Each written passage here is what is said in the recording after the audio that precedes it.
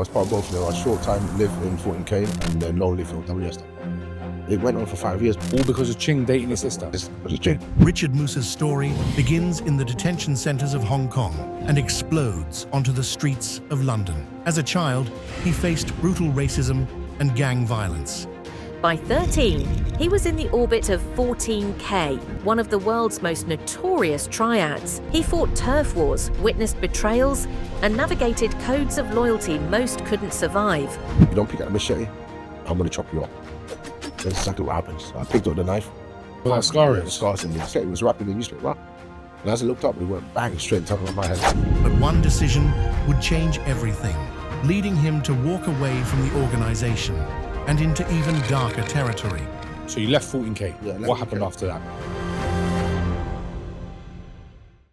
Before we jump into today's episode, we've noticed that 71% of people watching right now are not subscribed. If you're watching this, you're clearly enjoying it. Here's our promise to you. Hit subscribe and we'll keep raising the bar, bringing you the biggest and best guests yet. Sharper conversations, bigger guests, and unfiltered conversations that others won't dare to do. Hit subscribe now.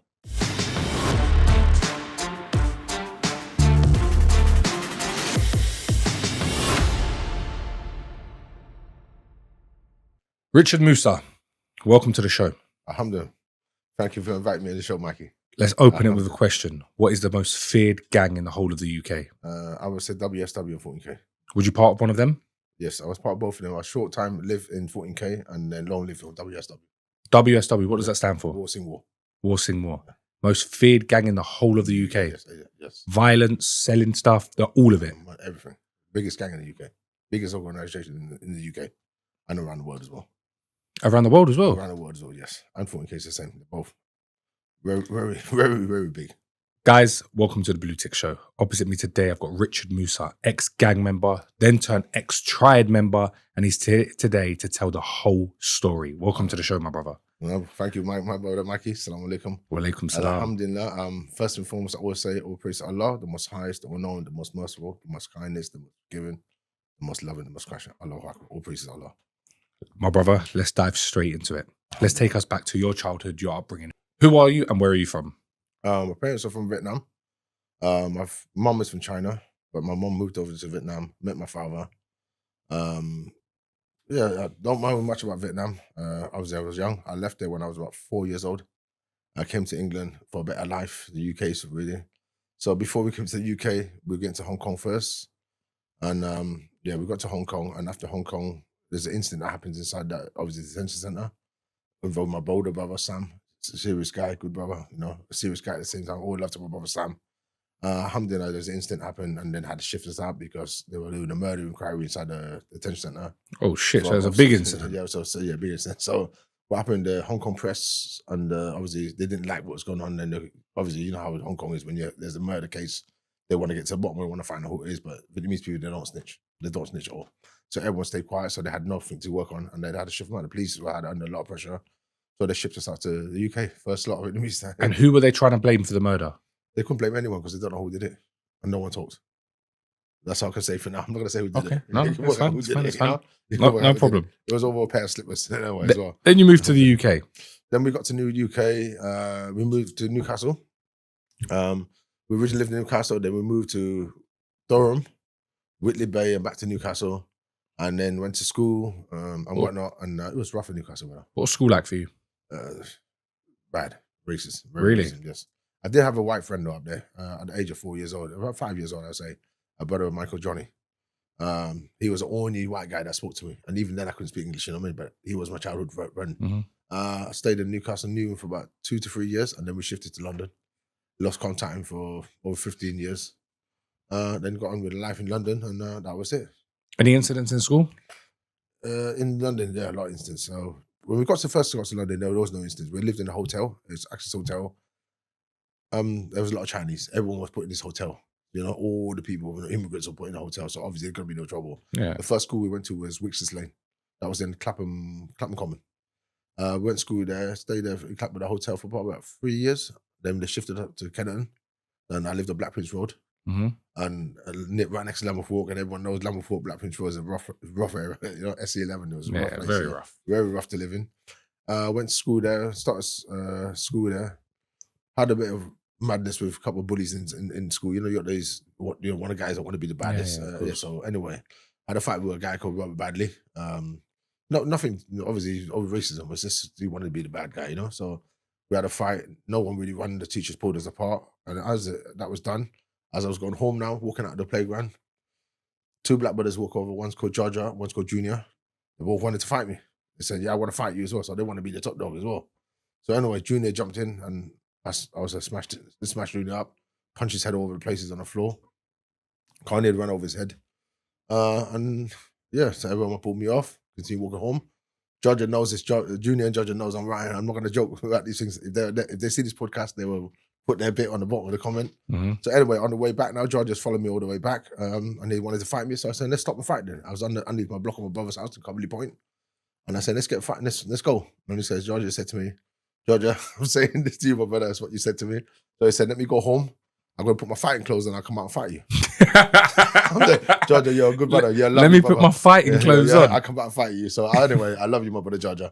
Funny enough, I met him in prison after 15 years. I've never seen him, but I saw him in prison. So anyway, so I waited there for half an hour and then nothing happened. You just stood there waiting? I waited there. I thought about 20 minutes, half an hour, waited for him. He didn't turn up, so I went home. So then I went home, cracked my business, went to school the next day. He's dean, man, nothing happened, you know? And it was that, and then that was it. That's the only problem I had in school. And from there, I went to secondary school. That's when the real problem happened. 12 years old, Stockwell Park School. Just a normal average kid, goes to school. Got a friend of mine called Mark, Portuguese bro. We do the same thing every day. You know, we finish school, we walk through some back alleys, you know, some housing estates, go to a burger bar on Wandsworth Road. And once we finish burger bar, we went to arcade classics, you know, the old arcade machines, Street Fighter and whatnot. Finished with playing that, I'll take a 77 back home, or 77A. And then he'll walk back to his house because he lives in the area. And one day, as we were walking through the path, as we do every other day, 3 grown men, white men, 21 years old, builders, 21 maybe older, but the one who jumped on me was 21. I remember him obviously in court. So the football, playing football came over to me. They were over that side, and I kicked the ball, went over here. And this guy, Scott, you know, when I mention his name, not to embarrass him, but to show him this is me here today now. So he's kicked the football, and I kicked it over to him. He's come running over and smashed me in the face. I fell on the floor.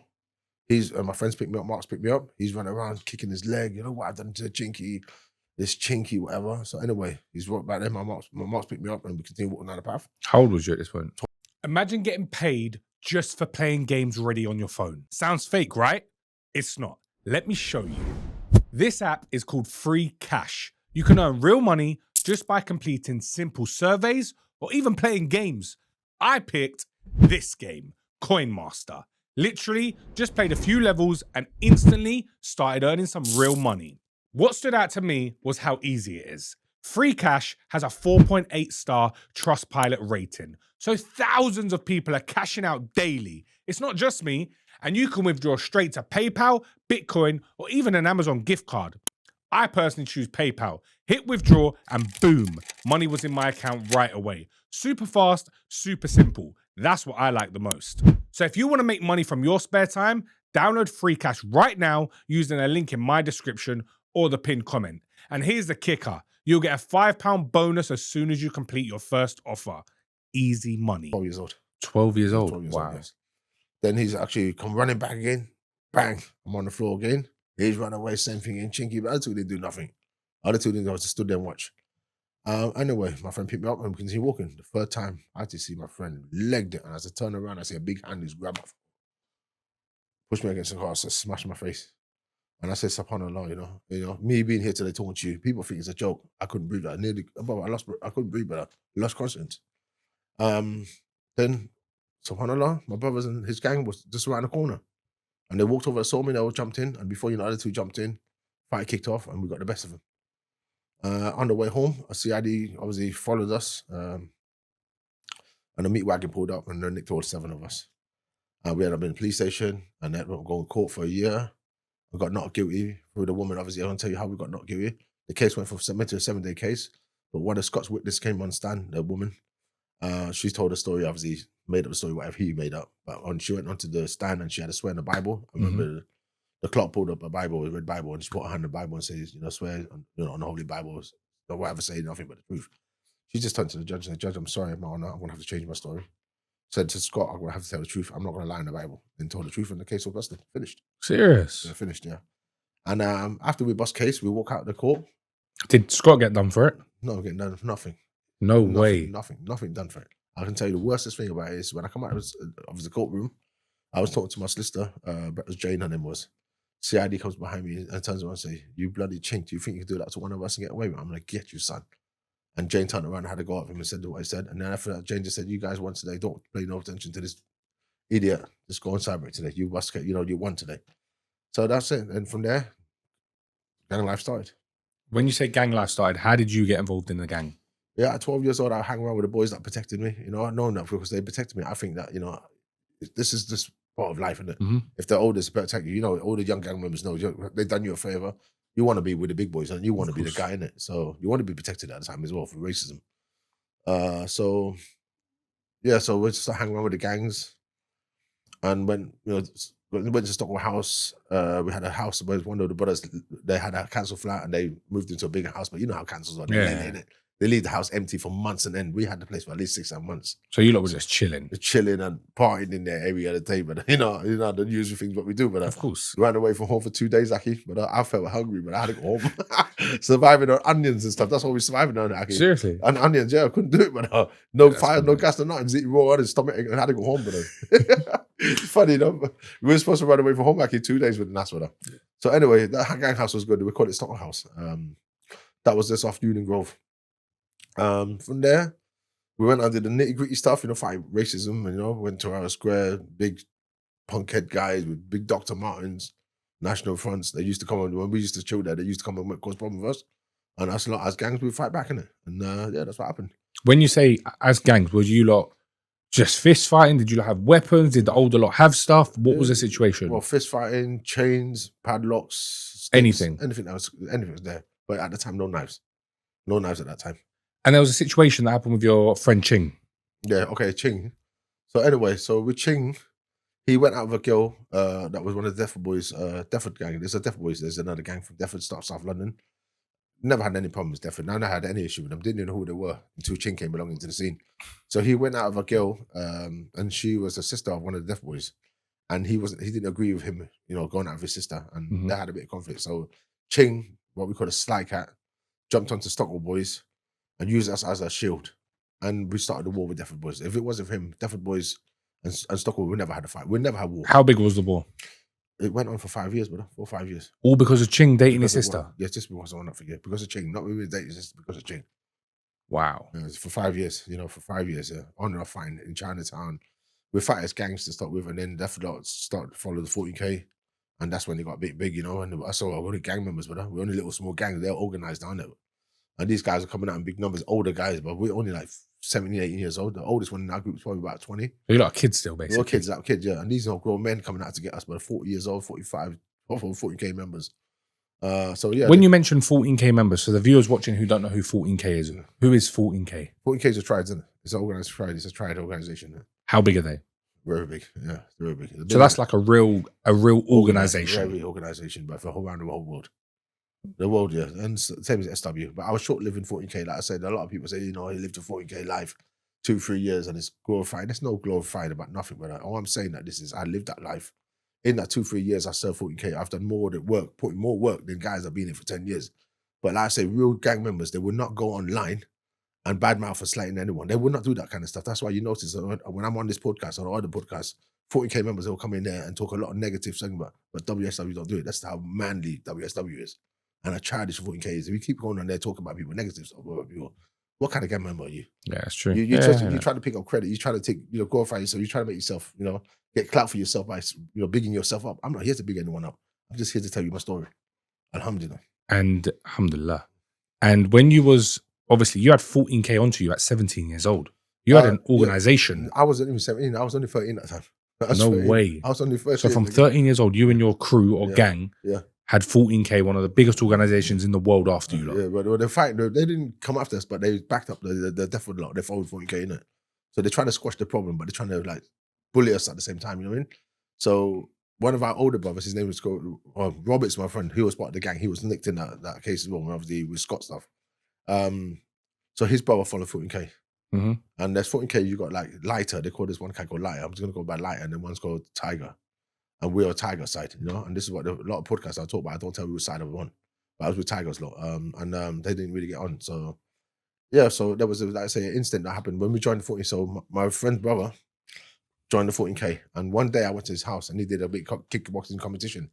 I didn't know it was 14K. So anyway, cut long story short, I was in the house. My brother Robert came to me, a friend of mine. So I called him brother. I called him brother at the time.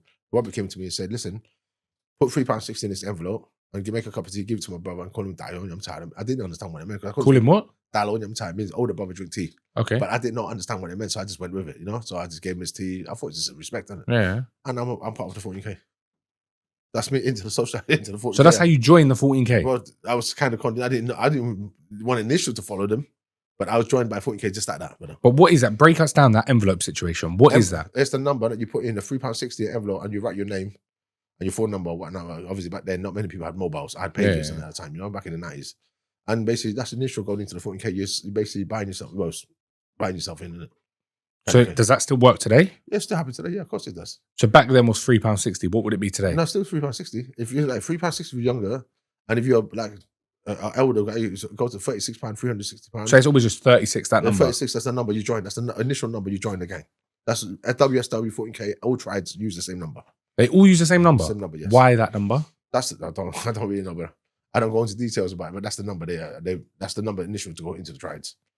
And you revealing that today, could that be a risk to you? No, not really, no. Everyone knows it anyway. Oh, really, yeah? Everyone knows it. We're not talking about no darkness and inside of it, but joining the triad is just a simple thing. Like I say, a lot of people, you know, when you join these triad things, these gang members and stuff like that, think about what you're really doing, innit? Can anyone join? Yeah, of course you can join, yeah. Anyone join. They used to use only Chinese, but now, black, whites, everything. So if I wanted to join, hypothetically, I wouldn't, of course, but if I wanted to, there's a procedure I could get in. Yeah, of course you can get in, yes. Of course you can get in. Because I thought it was just Chinese. Back in the 90s, it was Chinese, but when they turned to nearly 97, 2000, they stopped bringing blacks, you know? Because what happened was, how did the colours come in? They used to get black guys to go down to restaurants and smash down restaurants. Yeah. And throw mud and paint or shit on people, you know, whatever it is, you know, in the restaurant. If you don't pay up, you know, that's how they, you know, distort people for money. They use black guys. And so they can't trace back to them. So if the police get involved, they wouldn't know who to trace out to. Yeah. And then while the black guys doing the job, they thought, hold on, these guys got low. Let's bring them in. And that's how they know shit black people and white people into the gang tried. Like, that's how they got them in. And when you was part of 14K for how long? 2.5, 3 years. What went on while you was part of 14K?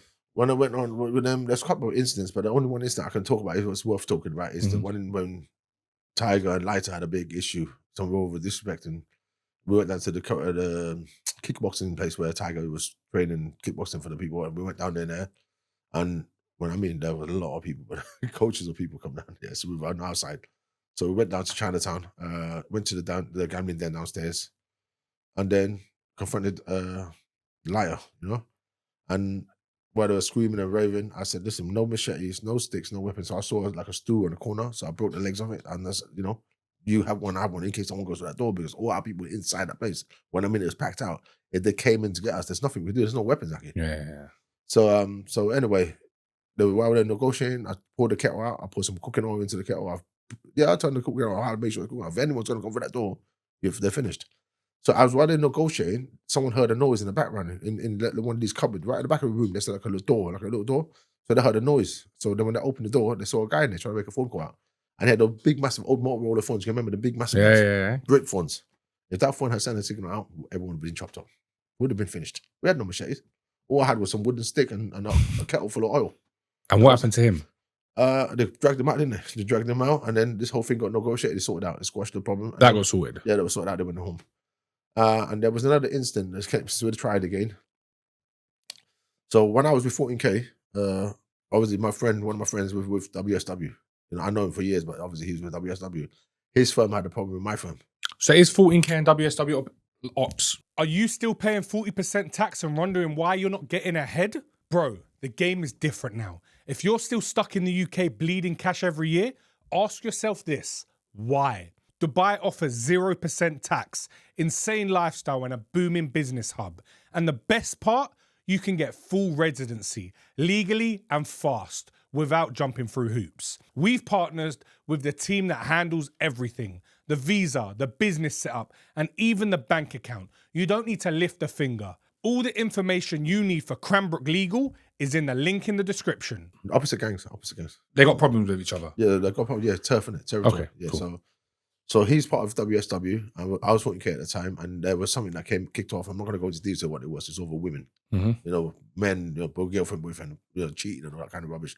We're trying not really getting problem in this kind of involved in this kind of thing, but the problem was the guy dealt with one of the brother's sisters. I mean, his girlfriend, and then started to bad it up and saying, "I'm going to kill you, whatnot." And this is where it lead to the triads coming out to sort out this problem, squash the problem. So we went outside Garden Restaurant. We're outside Leicester Square Station. I was standing up. Everyone was sitting down outside the restaurant. There was a little seating area. So I stand up. My boss said, "Sit down, sit down." I said, "No, I can't sit down." And they say, "Why don't you want to sit down?" I said, "Boss, I can't sit down." I was imagine I'm like this, and I sit down and the thing rips straight from my trousers. You know what I'm talking about, yeah? Yeah. Stab straight from my trousers, rips straight from my trousers. And then you can see it hanging out, yeah? Yeah. You can see the thing hanging out. So my boss then said, "Oh, you stand back up against that up." You know what I mean? And anyway, we waited there for them to turn up because they're in the wrong. So they didn't turn up. And that problem was done. That was it. There's not really Done, finished. done, finished. And from there. How did you leave the 14K? But yeah, that's a mad question. A lot of people don't ask. Okay, my boss was obviously, I had a girlfriend at the time. I must have been about 14, 15 years old. And obviously, when you're in love, when you're young, your girl's gonna come with you. She want to be with you. Don't want to be with someone else. Don't want to be the family. The family stopped them from going out with me, whatnot. She didn't want that. I say good woman, but she was a good woman. Alhamdulillah. Anyway, I had an issue with the family. The family's got money, and obviously, for Chinese, Vietnamese, there's status. So the Vietnamese people are low down, and the Chinese are like up there. They got money. They think they got status. They don't want their daughters to be with Vietnamese people, so they're trying to stop me going out with her and whatnot. And she left home. When she left home, her family has got money, and her older sister is married to one guy that his older brother is part of a Vietnamese gang. And these Vietnamese gangs are ruthless, brother. And like I say to people, all these triad stuff in the UK, they won't be as big as they are if it wasn't for the Vietnamese. Seriously? It's us that enforce them for them. Yes, the Vietnamese people do it. And there's a lot of people don't fact check. You start fact checking, and then you start to realize it. Instead of clout chasing and talking rubbish about people, fact check before you do anything. So anyway, cut this long story short, so they got the Vietnamese involved. They went to my family house, threatened my mom and dad. That girl don't come back in a certain time. We're gonna come back tomorrow, and we're gonna kill all of you. That's my mom and dad rugby. So my mom and dad didn't obviously want to give me up on it. I didn't know nothing about it at the time. Obviously they told me to go on it. And they went to the highest building, my granddad's building. I was going to go off the building, brother. I didn't know about it, brother. I didn't know about it until I came home and I phoned my mom, and then my brother told me, "Oh, your mum's gone, my dad's gone somewhere." And then I came back and I pulled him back, and I'll deal with it.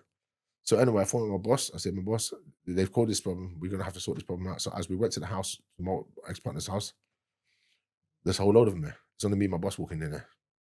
Is your boss very high respected? He's okay. He's under Tiger. Okay. So he's just, yeah. So we're in the house. These same again, but I'm 14 years old. You got these like 21s, 20, 30 years old guys. How old's your boss? My boss is probably about 30 at that time. But you got this grown man in there as well. I'll get to him in a minute. But yeah, so the guy that I said to you, my wife's sister is obviously, her husband is got an older brother, is part of the Vietnamese guy. Big bully. His name is called Gong. They call him Gong Jai. Bully, brother. Only can bully children. That's what he is. Anyway, so him and his brother was there. And then they said to me, they started shouting at me. They're saying to me, "There's the only ticket you can come out today. There's a machete on the table." And said to me, "The only way you're going to come out here safe today is you pick up that machete. If you don't pick up the machete, I'm going to chop you up." And this is exactly what happened. So all these wannabe wafflers that like to talk rubbish, that's exactly what happened. So I picked up the knife. The knife's probably about that long. Then he pulled out a machete about that long. My boss just put his hand and pulled me down. "Sit down. Are you trying to be stupid or something? Sit down. This is my boss. I'm a 14-year-old kid, but I'm ready to go." So then on the other side, there's the Vietnamese guy's their boss. Now his name's Daowa. Good guy, brother. Very good guy. Very fair, my brother. Very fair. He turned around and pushed his guys away, pulled all his guys away, and he came up to me in the face and I said, "Listen, I like your attitude. I like your guts and what you are. What they call to the minerals." You know what I mean? So but I don't want it to be wasted. I don't want you to end today. I want you to continue growing. And I know you're gonna be with someone big one day. Subhanallah. So I said, "I want to give you one deal. Today, you leave your partner here, your girlfriend here, and you go home with your boss, and we call it quits. If she leaves the house tomorrow, we're not going to get involved no more. But just give me that respect today." But the guy, you know, that's respectable, brother. So I said, no problem. So anyway, I walked out the house, my boss let me down, didn't he? He wasn't there to back me up. He pulled me down and got scared, brother. Mm-hmm. So you think about yourself, how can I follow a boss that was scared, bro? He's scared of his life. I wasn't even scared of nothing. I was ready to go and do what I got to do. And then anyway, cut long story short, bro, I dishonored the man. I said, I'm trying to give him a chance, but every time you think about it, bro, the guy is useless, bro. So I left the 14K. That's the reason why I left 14K. And how do you leave? Is there a procedure you leave? Yes, okay. If they've done you wrong, and in my situation, my boss let me down, that's enough for you to leave. So you can just say, I'm out. See you out, later. yes, You haven't got to do none of the money thing? No, nothing, no. You can just go, brother. He's done you in, brother. If your boss basically messes around your missus, do you wrong in any way, I don't need to go into details, but if he does you wrong, nothing that's justice, then you can just go. So you left 14K. Yeah, I left What 14K. happened after that? After I left 14K, I met one of my brothers. I said to you, the same guy who had problems with WSW. And obviously they didn't come out. There was no beef. So I know I started talking to the brother. And the brother goes, you know what? Why don't you, I heard that you left 14K. Why don't you come to SWSW? They're going to look after you. And can you do that? Yeah, can you move from 14K to WSW? You can, because my boss done me wrong. But you can't just go from one gang to another gang if you haven't left one. Okay. I left that one because they done me wrong. You can't, you could back me up, man. Your boss is not my level. You know, this is my boss. He's meant to be on high level than him. He's supposed to teach me and show me the roots. No, he wasn't there. So yeah, so he told me, come over to WSW, at least they look after you. Not like 14K, they use you, you know, they don't give you nothing, you know, they just gonna use you. But I get paid for nothing. I've told you many times, they don't pay you nothing. But you risk your life, you know, prison for what? For nothing. So anyway, yeah, I talked to my brother and I see him doing well. You know, WSW, he was doing quite well. You know, he's got cars, he had money. So I thought, okay, you know, what could go wrong, innit? Might as well just go for it, innit?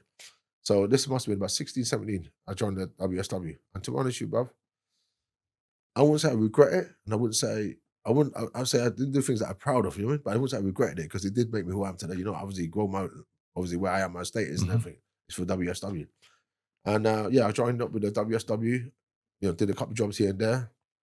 And you know, made money, bro. Made money. I can say I made money. And where you're saying you've done a few jobs here and there, what kind of jobs are we talking about? If someone owes some money to someone and they couldn't get the money, then we'll send some people down to collect the money, them kind of So you're the problem solver? Yeah, problem solver, yeah, something like that. And was there any limits? With the triads, there is a limit. That's what I like about triads. With the triads, the Chinese have a limit. Vietnamese don't have a limit. If a Vietnamese guy, you go there, they'll not do it. There's some instance that I don't want to talk about, but I've seen them do horrible things, very horrible things. But with the triads, no harming women and children. That's what I like about it. That's the only limit. But and if you do that, you're finished. Not really finished, but they can talk to you about it, you know, they have a go at you, but they won't take you out of the game because of that, you know. But they do have certain limits, you know. That's what I like with the triad. So if you go in there, if I say you owe money and you have a family house, you're living in a family with your wife and kids, we're not allowed to enter the house. We're not going to the house to collect that debt. But you can catch me when I'm by myself. Yeah, on your own self, or if you live by yourself in your own house, then you're going to be in trouble. And there was an instant I said, definitely quite a while back ago, there's a man tied to a chair and had machetes to his throat and a bag over his head. You know, I heard that instant. I'm not going to say nothing about it. Got nothing to do with it, but yeah. Man was tied to the chair and someone looked through a letterbox and seen the guy tied to a chair and they called the police and obviously whatnot. I don't know nothing about it. I heard about it, you know what I mean?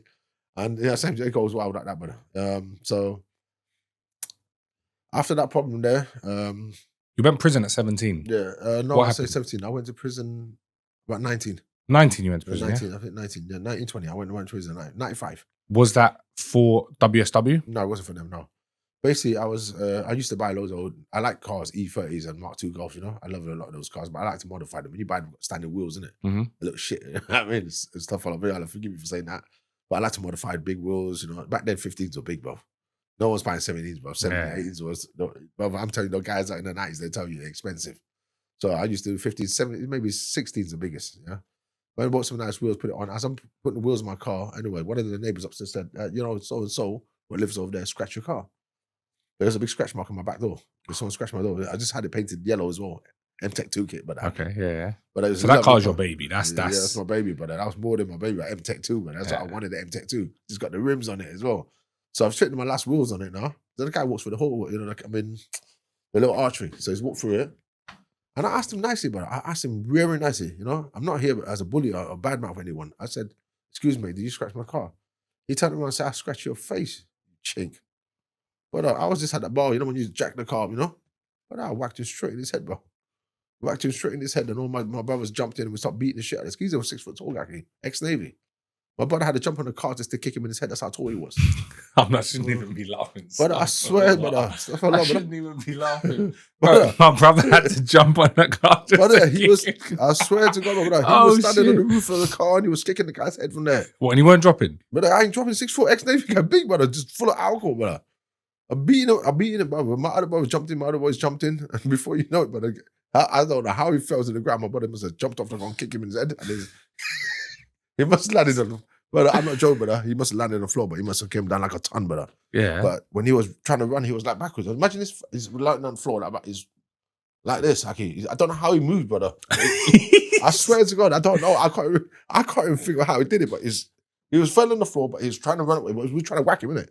But he was doing this, on the floor. And somebody flipped himself over and ran away. And you got nicked for it? Yeah, he got nicked for it. So he ran away and he said, I'm going to burn your house down. I'm burn your house down. That's when I thought, that's the last thing I remembered. Got back in my BMW, got on my business, drove away.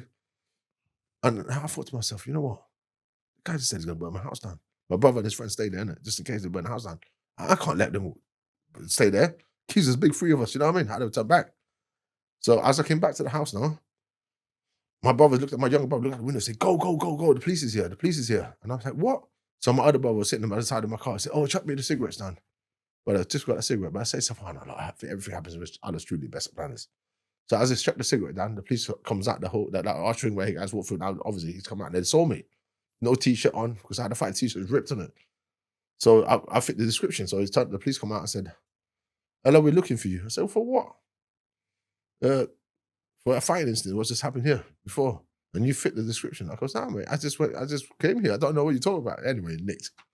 Inside the Pennington police station, and when I walked in, I saw my brother and his friend sitting on the side. I said, listen, say nothing. Let me say, I take the whole blame for the thing. Mm-hmm. You say you don't know nothing. You say, let me do this whole, no comment, I do it. So anyway, went to court. Them two got off. I got jail, innit? I got 12 months, So of course I took the whole charge for it. I just said I did it and whatnot. And I went to jail.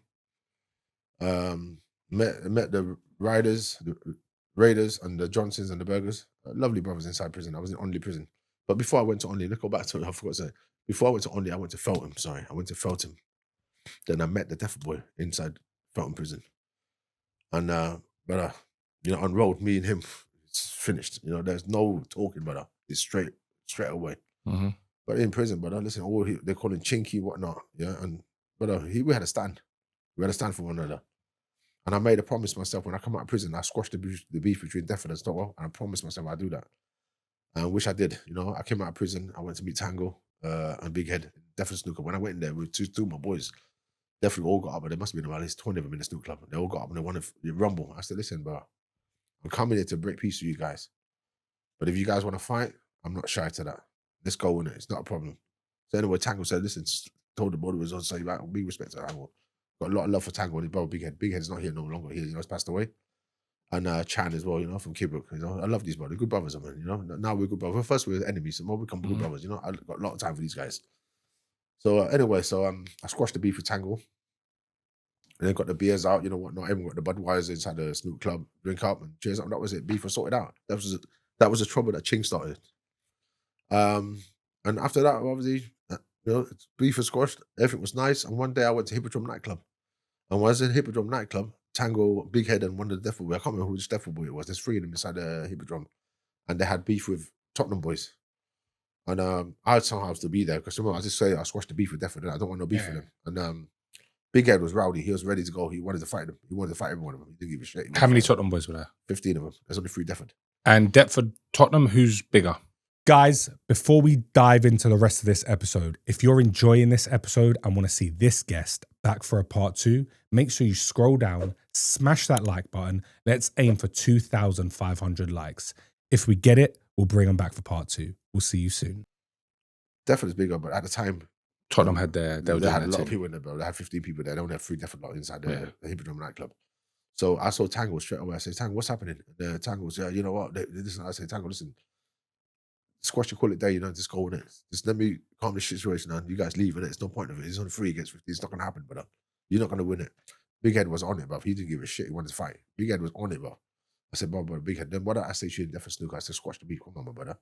Listen, I got a champagne glass at the time. I was standing in the hallway. I said, Tango, look at this. Big Head, look at this. I pushed it up like this, but I see all the hallway, all the our top chef, all the Chinamen put a cup on. I said, Aki, my brother. I said, my brother, you understand what I mean now? If you kick off, they're gonna come down. I can try to stop 15 people, but the 60 people up there, I can't stop. So all the Chinese man were upstairs, and that's all your people. My people, yeah. Because what is the Tottenham boy? One of the Tottenham boys was going out with one of my boys' sister, and they're gonna help him in it. Yeah.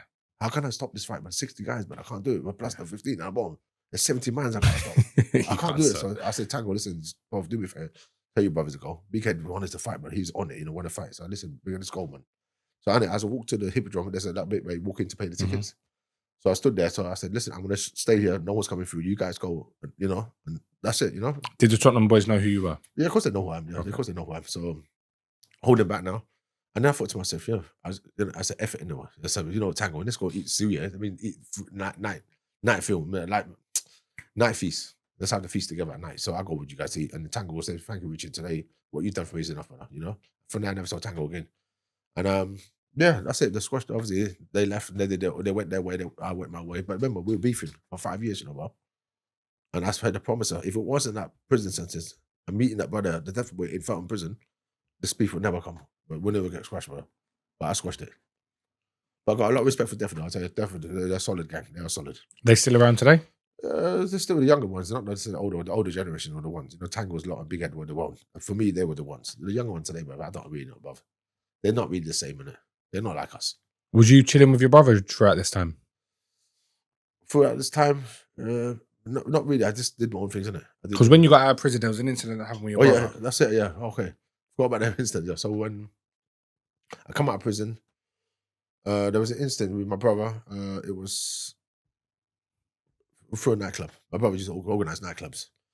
And they used to give 15, 20 tickets comparably to all different gang members like Stockwell, Defford, Woolwich, so on and so on, They give 15, 20 tickets. But this one so-called wannabe Vietnamese top gangster, but I call him the rat. The rat, they call him. Very squeaky little mouse voice. All talk and no go. Mm-hmm. He went to shoot a woman with a blank gun.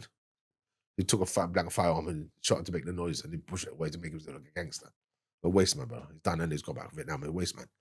So, anyway, so they came down to this. So I was at home, come out of prison, maybe 3 or 4 days, chilling with the family, get a phone call about 10 o'clock at night, somewhere at 9, 10 p.m.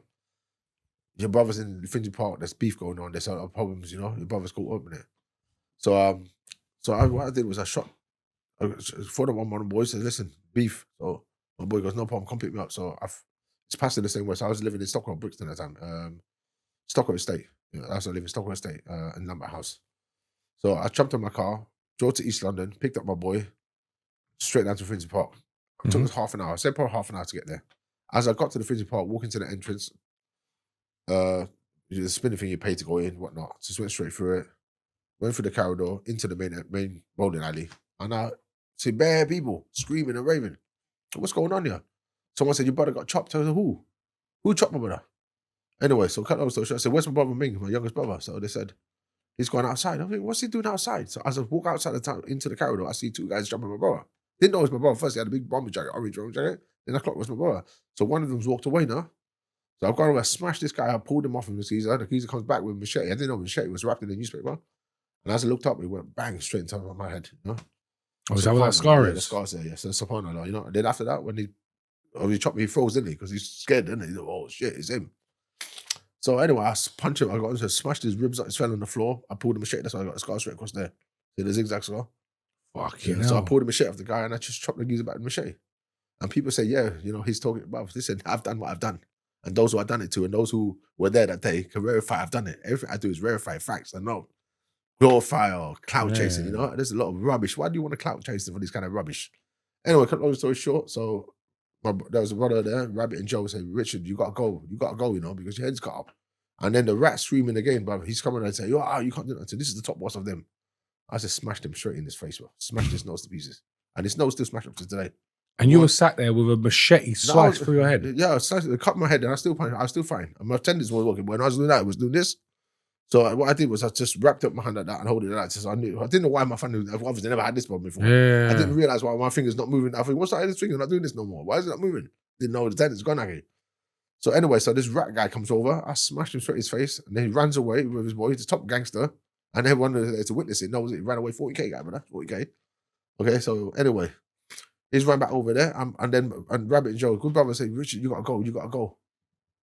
So I was walking away now, they're screaming and waving again, innit? So I ran back into the casino, into 3 points to fight the guy again. They ran away again. Little rats, brother.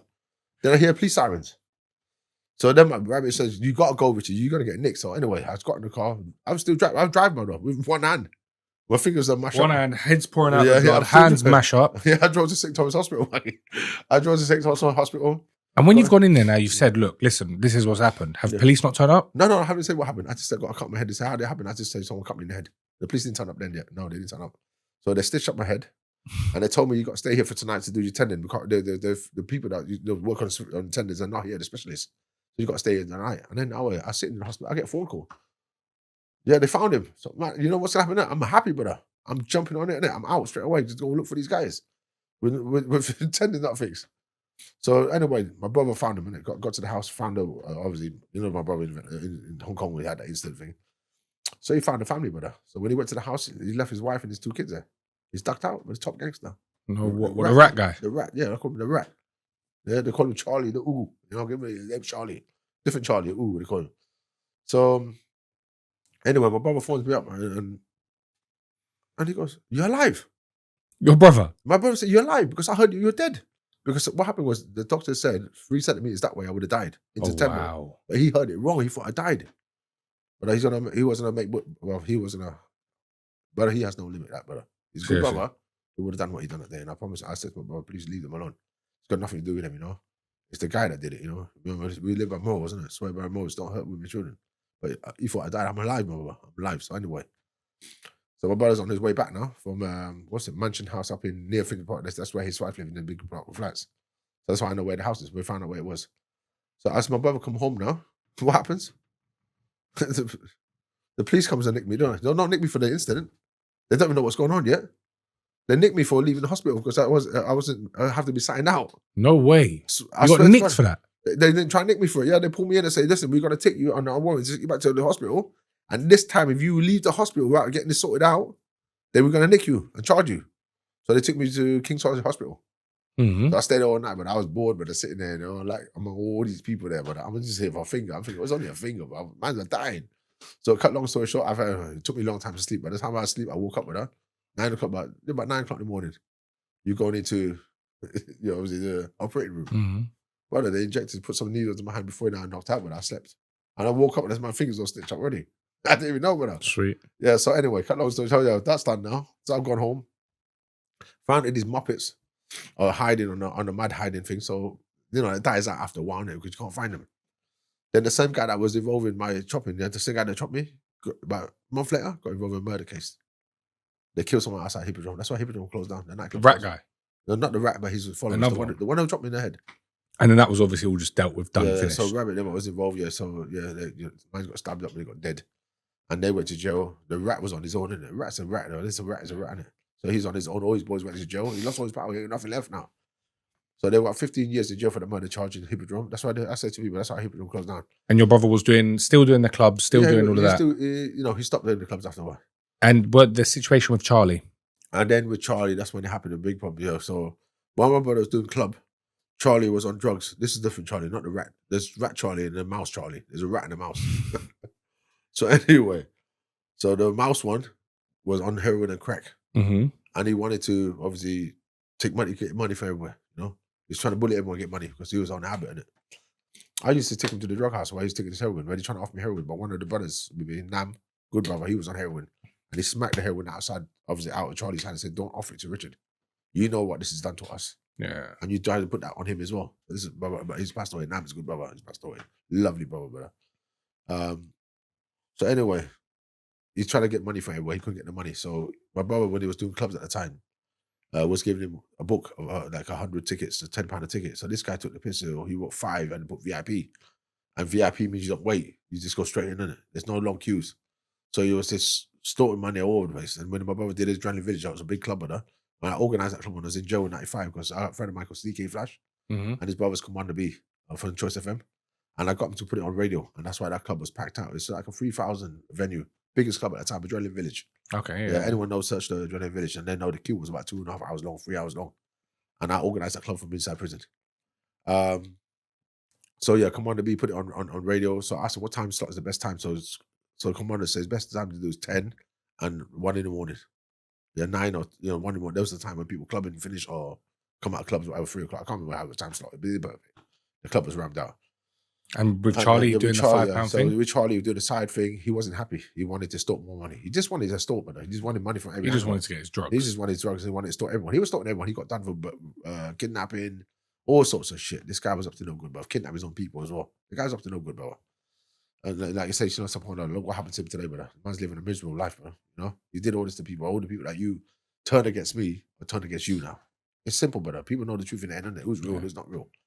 Anyways, like I just started to stalk people, and yeah, my brother, he tried to bully my brother, and he thought I was gonna stand back and let him do it, brother. No, it ain't out that, bro. I stepped in that, but when I went jail, I came out of jail, he's put all my boys in prison on drugs. So all my people on drugs, innit? So they ain't got to fight for me no more, are they? They're all on his side now, you know what I mean? But there's one thing he messed up though. All praises to Allah. When I was in jail, I met Raiders, Johnsons and Burgers. The Raiders and the Johnsons came to London, but back in my beef up, but I'll tell you like this, man. They put up, all sorts of shit, you know? Went out to the club. I was set up in this club, so we went to the club to look for the guy. The guys organized the club and told me to come down there. And man's gonna be down there to talk to you. This Charlie guy, the mouse. So I went down there. As soon as I went to the front desk what's that club called? Coliseum. Okay, yeah. Yeah, so I went to Coliseum, walked to the door, gave my name on the guest list. They said 2 people only. So it's a blatant setup, brother. And then I came with 10 brothers, isn't it? So there's about 11 of us. So, brother, I just flipped up his top and say, what? You know, if man ain't coming through, man ain't going to miss, you know. So let's give you a step aside. And we went upstairs. As we walk upstairs, now his sister come running down. Oh, no, Richard. They stopped trying to pull me back, you know, to lay down for him to get away. He didn't realize I coming down. He didn't know that I met these brothers. That's why I got a lot of love for my black brothers. My black brothers, hey, they're 100%, bro. That's why I see people say bad things about black people. You don't know them, don't talk about them, bro. That's one thing about black people. They're either 100% in or 100% out. They're not like Chinese 50-50. You know, they're not 50-50. So, yeah, so we had a car chase. They ran through the back, jumped in the car. We jumped in our car, chased after them out through Vauxhall Bridge. If you come down to Vauxhall Bridge, you go that way, you go Kennedy, you go that way, you go Stockwell. Mm-hmm. I don't know if you know that Vauxhall Bridge. Yeah, I know exactly what you're talking about. We were speeding, man. We were in a Rover 216 and a Rover Tomcat. Yeah. And he's an MR2. So as we're speeding up, he must have busted right straight away, and our car skidded, bro. And right here to go, pow, and that was it, bro. They got away. We reverse chased them. They disappeared. Beef was squashed. That was it. Finished. That beef was done. Yeah. So that film was done. So I thought to myself, let's go to Newcastle. Let's start something new now. Yeah. So after this incident, you moved up to Newcastle. Yeah. What happened when you hit Newcastle? Well, I went up Newcastle. Everything was Christy at the beginning. Christy's lovely. You know, they say Christy in Newcastle. Everything was lovely, moving nicely, meeting some Chinese guys up there. How many of you moved up to Newcastle? It was just probably me and my brother, just 2 of my brothers. Just 2 of you, such a little team, yeah? 3 of us together, yes. All part of SWS still? No, SWS? Not only I was SWS. Okay. No, there wasn't. They're part of no gangs. I mean, no triads. There were gangs, but not triads. So we went up to Newcastle. We met the WSW up there. Everything was good. They always invited us in nicely. They thought, and then I got a guy that he knows my family, you know, from Vietnam. So they call him uncle. You know, they call him Gunsang. Gunsang, they call him Gunsang. His brother's called Hatai, and he killed someone in Vietnam. You know, a serious guy. You know, he goes around killing people. So he made himself a big reputation in Vietnam. So when he came over, a lot of people were scared of him. You know, he's scared of him. So his brother now is in Newcastle. They call him Gunsang. So was he part of WSW? Yeah, he's part of WSW. So WSW was already established in Newcastle for over 34 years. Yes. So big organisation. Yeah, so they're all around the whole UK, brother. So anyway, we started talking to them. Everything was good, like a family thing. My mum knows them, and everything was okay. Christy in the beginning. And then what really happened when they got jealous because we wasn't listening to them. They wanted us under them. They want us to follow their line, which I said, I will not follow you. I'm with a line in London. I'm not following you guys. So anyway, cut long story short, we won't follow that. They accepted it and said, it's okay, so you just chill, do what I do. Then we start making a scene up there, bro. Went into, there's a Spotlight snooker club. You know, there's some Pakistani brothers up there, they're doing their stuff and they got a bit rowdy. They had 2 Chinese girls with them. And through a girl thing, it caused them some problems, you know what I mean? So these Chinese girls were looking over at us and they didn't like it. Yep. And because they didn't like it, they started saying, what are you looking at? And they thought there's only 3 of them, 4 of us, and we ain't going to fight. There's must be 15 of them. But then they were so wrong, brother. We picked up some shit and kicked off in the snooker club, smashed everything up, brother. Beat up everyone. 3 versus 15, smoked them all. Yeah, smoked them all, brother. We beat everyone up, brother. Man's are pulling up big. You seen them ashtrays and the thing, the big hard ashtrays. Yeah, the solid ones. Clunk, man's in the head with it, brother. Bro, can I ask you a question? Genuine question. You know, whenever I see a Chinese, Vietnamese, any sort of Japanese, I would automatically, I think, oh, this guy can fight. Yeah, because that's what you think. Karate, you think Wing Chun, you think. Are you lot just like from young? Are you lot trained how to fight? Yeah, trained by racism. Is that something? No, but do you know what I mean? No, because it's not training to fight. But some of us do go training on martial arts, Wing Chun. But us, we just hard on the street, innit? We just had it hard on the street, brother. So you just learn to fight, basically. You just learn to fight. 3 or 4 guys at one time. You're not having no fair fights, brother. So one time you could be fighting 2, 3 guys at once. You're gonna have to deal with it, bro. Whatever's available, you pick it up and use it. It is what it is. No, it is what it is. So that's what happened in a snooker club. So you smashed them all up. Yeah, left there. Yeah. When you've left, they've got they're a serious organization. They're not a joke. There's WSW is 30, 40 years, you said. Like, 30, it's a big team. Yeah. Ain't you lot gonna be finished now? No, but you know what it is? That fight wasn't against them because what happened, that only escalated with them because we fight these Pakistani brothers in the snooker club. We smashed up the whole place and they were getting protection money from the snooker club. They didn't like the idea of what we did. You know what I mean? And now we climbing up the ladder now. Everyone's looking at us now, you know? 3 guys beating 15 guys is something, you know? Unheard of, you know, up there. Yeah, it's mad. So that's mad, brother. Yeah, but glorify what it's a clout chasing. They know, you know, the guys up there know, I'm a Muslim today. I'm going to speak in what I speak. But the brothers in Newcastle, you know, Muslim, you know, obviously Pakistani brothers, got a lot of love for you guys. What happened, isn't it? You know what I mean? That's what I'm saying. Them guys will know because I'm talking as all fact, like I say to you.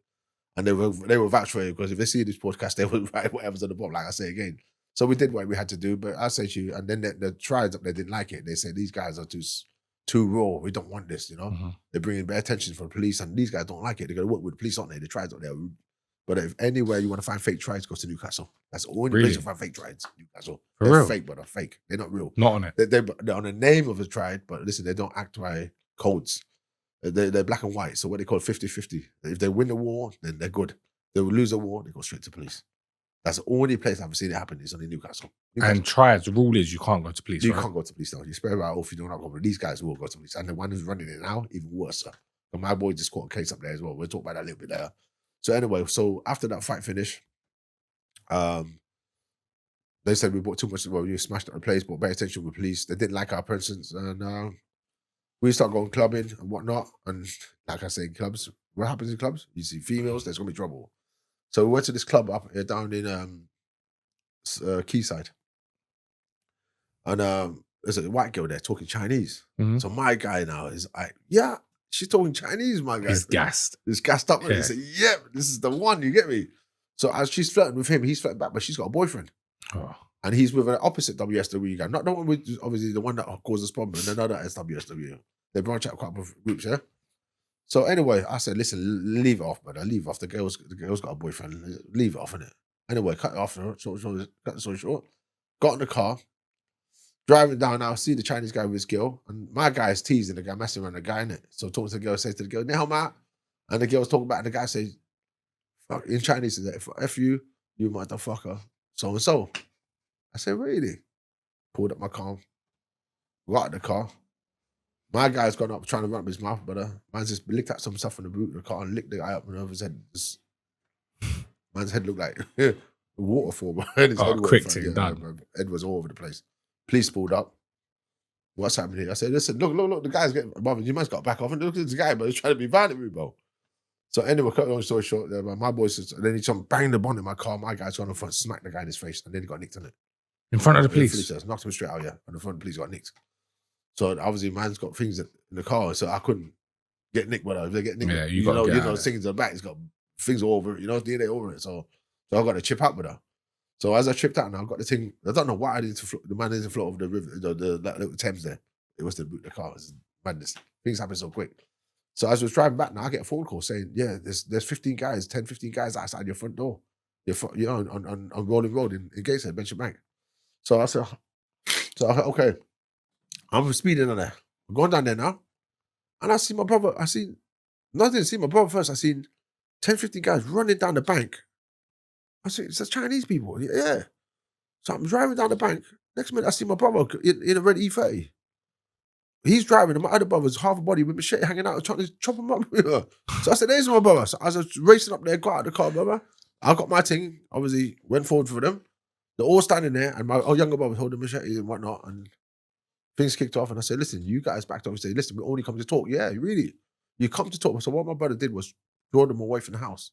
Yeah, So okay. he got out of the house, draw them away from it. And the other two got in the car and went and done what they did, and they ran them over, brother. Yeah, they got ran over. Bro.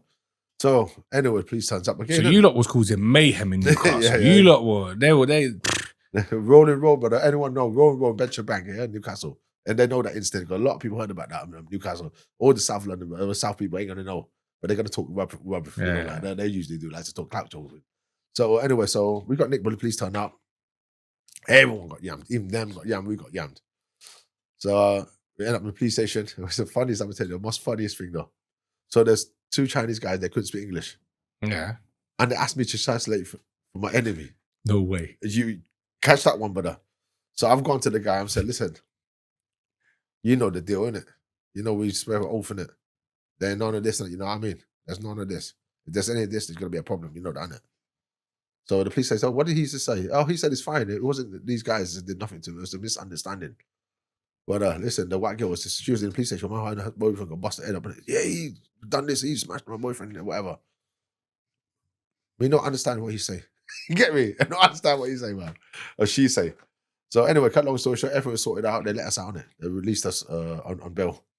3 weeks later, there's no further action. No NFA, no further action. Yeah. They all dropped charges. We went to meet them up in it. And we went to meet that gang now. We went to the same snooker club again. And this meant to be a peace, peace talk. Squash it kind of thing. Yeah, squash it kind of thing. It was going really fine until my younger brother came out with the ashtray and whacked the guy. That just destroyed everything. Oh, your younger brother's a madman, alive. Yeah, my second youngest, everyone knows him, but dangerous. The guy's dangerous. Still today, he's the same, brother. Madman. He's just lost the. He's just one of them guys. So everyone's squashing the beef. He just runs out with an ashtray, clunk. Smack the guy in the head, yeah. The top guy in the head. And then it just goes off. And then, brother, lucky it didn't go off because the other guy got scared of us. Yeah. They didn't want no beef. That gang just quit the job, and they quit the gang. That gang just finished. No way. Done. Finished. They call him King Kong. So that gang was just finished. Completely. Ended really quick. So that gang's finished.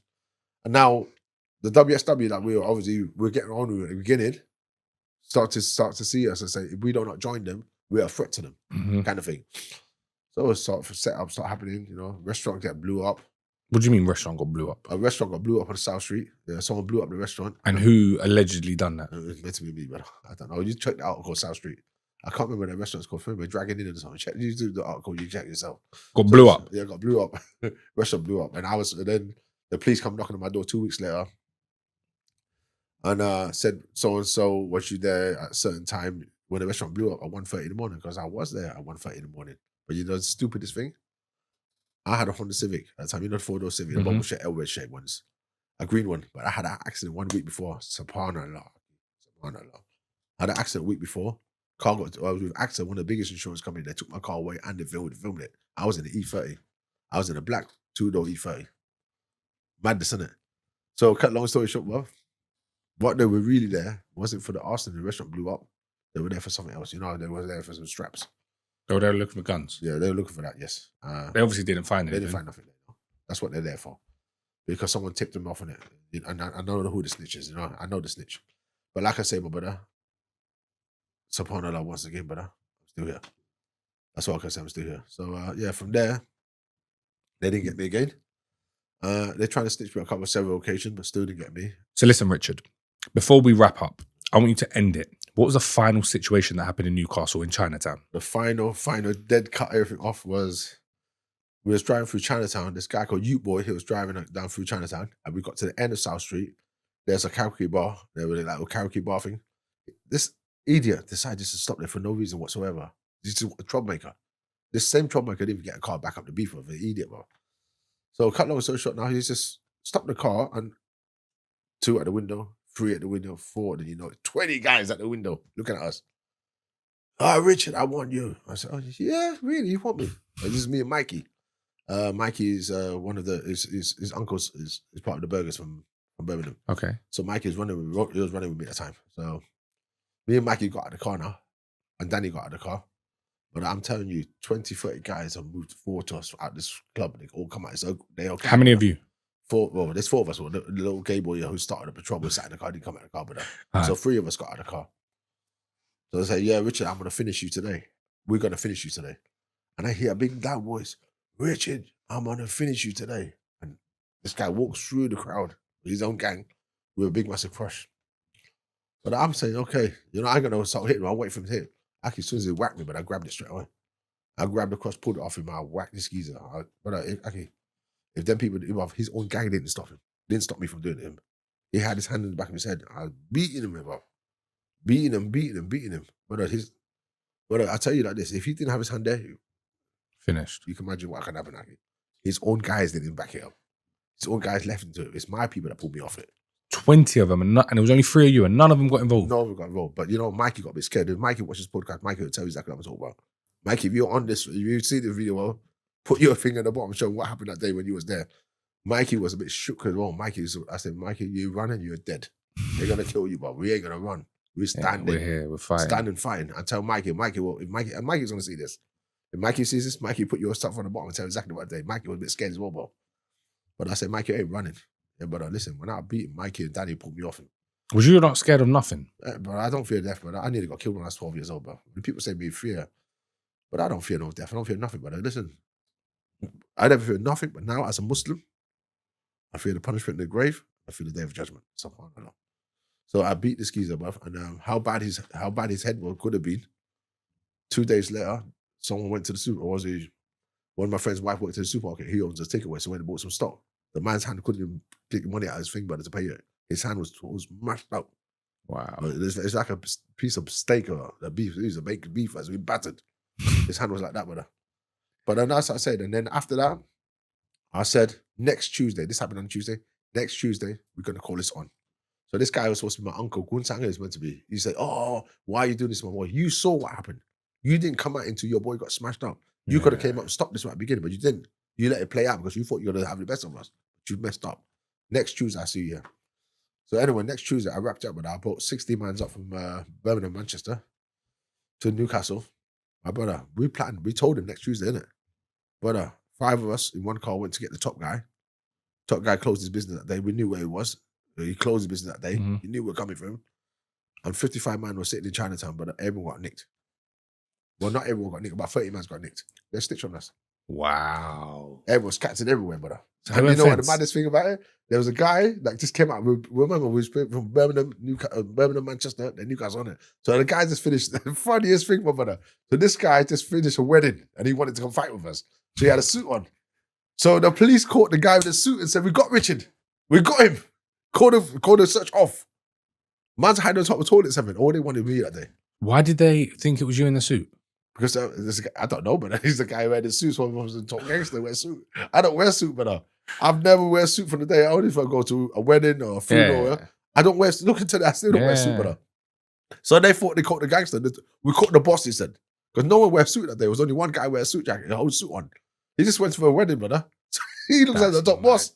So as soon as they caught him, they said, let's call the search off. We got him already. So you never got nicked? No, I never got nicked. I was on the way to get the top guy. The top guy locked down his takeaway business, isn't it? So he wasn't even there. And that was it. You left I Newcastle. get a phone call. No, I get a phone call, but everyone got nicked. So obviously, they called the thing off. They obviously got the bag full of weapons in there. Whatever was in there. Anyway, long story short, there's no charge pushed for it. I can't remember what happened. It was minor. They couldn't. No one got beaten. But all they wanted me. You know what I mean? And I tell you something, Newcastle police are scumbags, man. Scumbags.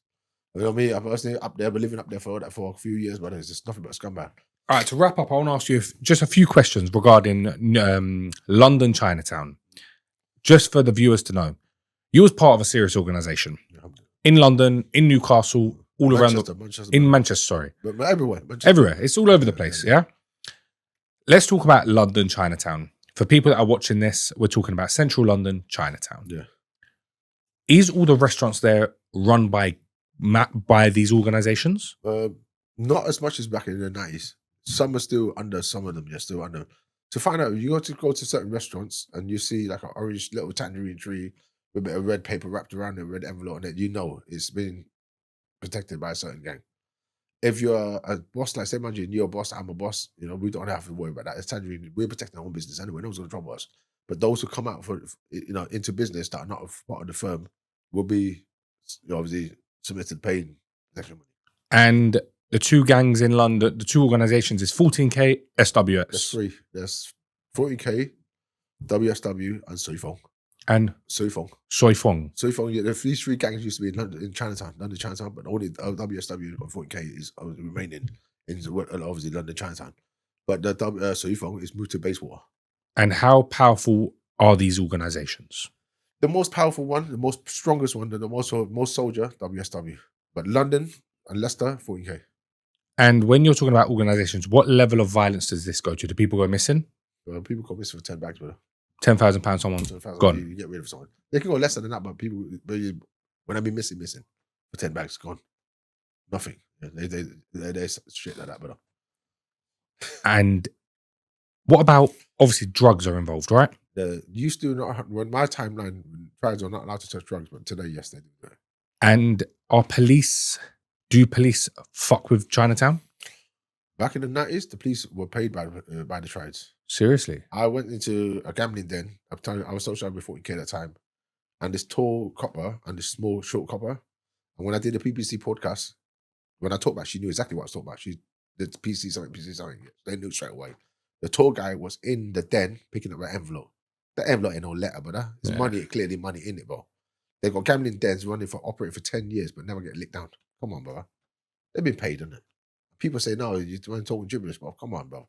You don't know nothing. You don't know me. I do not know you. I'm not here to judge you. I'm not here to be judged by you. I'm telling you my life, the truth that I live, and it's facts. And if you don't like it, go somewhere else. I really don't have no time. All right, Richard, I don't think there's anything else we need to discuss. But one thing I do want to say is we've got something in the pipeline. Yeah. We've arranged to film something different. Alhamdulillah. We've got to set a target. Yeah? We can't just give the people everything. Do you know what I mean? Yeah, we've got to set a target. We need 2,500 likes. Alhamdulillah. Yeah? Let's smash 2,500 likes and then we'll lock it in now. We're going to do an in real life, day in the life of an ex-TRIAD member walking around Chinatown and you can explain to us the real shit that goes on. Alhamdulillah. Will we be at risk walking around Chinatown? No. Will people know who you are? Yeah, I'll take you to restaurants. Yeah. I don't want to take you into places. Well, I'll take you to the places, but you know what's going to make it better for you? I'll take you a trip through the London tour. Like London, then Birmingham, Manchester, Leeds. I'll take you into all the places. We can do parts. We can do an epic. If people enjoy it, we can bring up more. Yeah, I'll bring you into real world. So, stop these keyboard warriors talking gibberish and talking rubbish. I'll take you into these places and show you how I get treated. And then you'll know what real shit is. You know what I mean? Alhamdulillah. Alhamdulillah. Well, listen, it's been a pleasure having you on here. My brother, listen, I want to do an episode where we just talk about your revert story as well. Yeah, that one we need to discuss as well because 100. The life you've lived to who you are today is two completely different people. And that's all thanks to Allah. SubhanAllah. All praise to Allah. And I really want to touch on that, talk about that. But today I feel like we've given them enough. Yeah. It's been a pleasure. We'll do it on the 18th after we do the done. We can even talk about it while walking through. Yeah.